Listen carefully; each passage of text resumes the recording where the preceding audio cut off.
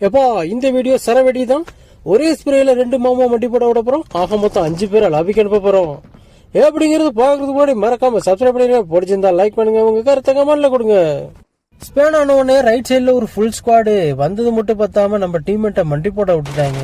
நாம சும்மா இருப்போமா? நாம ஸ்லீப்பிங்ல ஸ்கோப் ஆன் பண்ணி அந்த மாமுக்கு ஒரு மண்டை சாட்டை போட்டு வண்டி போட விட்டு லாபிக்கு அனுப்பியாச்சு.